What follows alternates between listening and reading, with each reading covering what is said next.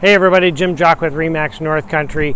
So today I'm not showing you a property. What I'm showing you today is something that I've had to start putting on the other shoulder, on the properties that I'm listing. It's a sign that says this house is not for rent, it is for sale only.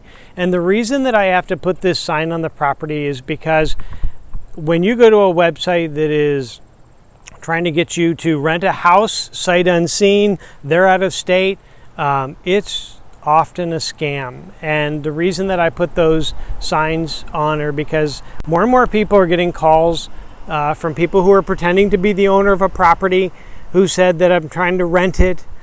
Some of the common things that they say is I'm living out of state, I'm overseas. They're going to tell you something that's going to pull at your heartstrings, whether it's, there's a lot of different stories. They're a missionary working overseas for a church.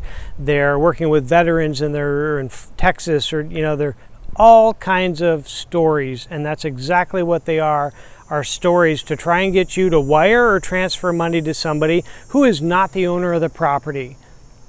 And unfortunately, it's happening more and more every time. The listing behind me, I'm not going to tell you the address, just went up a few weeks ago.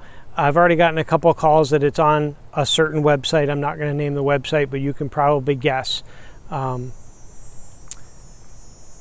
that they're saying it's still got the real estate sign by the yard. Throw that in the ditch. That's two listings that I've heard that where they say actually throw the sign in the ditch. It's no longer listed. Well, that's not the case. So there are a couple of things that you can do to protect yourself against this type of scam. So the first thing that you can do is make sure you know the name of the real owner of the property. So there's a way you can do that. You can go online to a couple of different places, but the best place to go is to the Clinton County clerk's website or the Clinton County website. Then go to the real property page. When you get to the real property page, there's a link for parcel inventory.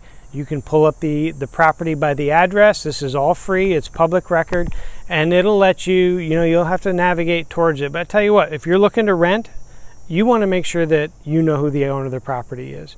So you can go on the website and you can type in the address and then click the owner tab, and you'll be able to see the name of the current owner of the property. Unless it's sold really, really recently, that's going to be the name. Why is that important? The reason that's important is you could say to somebody on the phone or by email, in the case with this property behind me, they didn't give the actual name of the current owner. Sometimes they do, so you really have to be careful. They gave a different name. Well, if you had looked and knew the name of the actual owner of the property, then you know right away that it's a scam.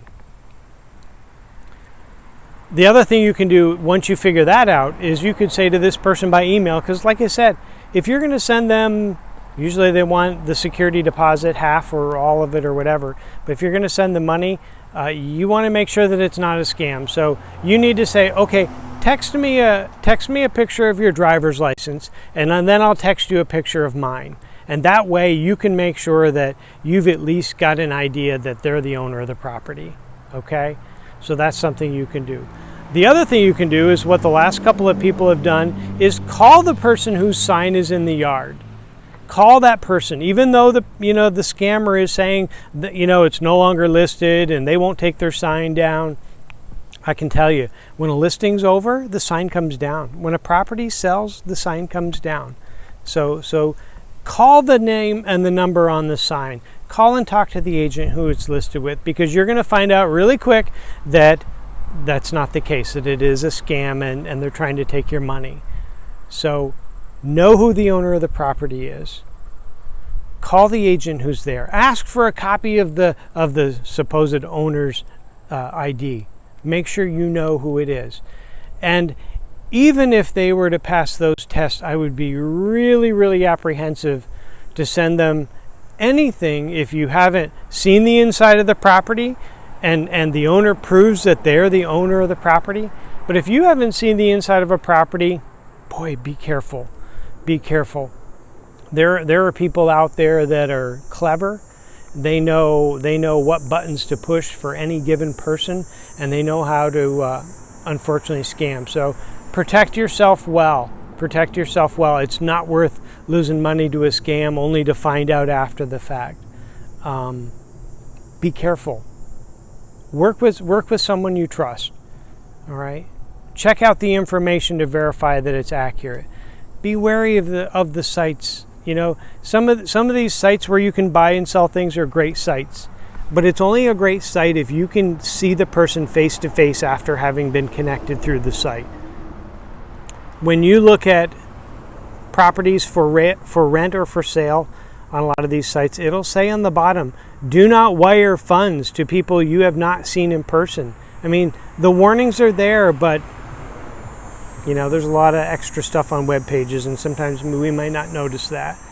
So please be careful. All right.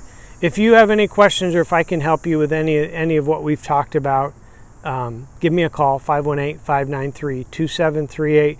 Jim Jock with RE/MAX North Country. Be careful.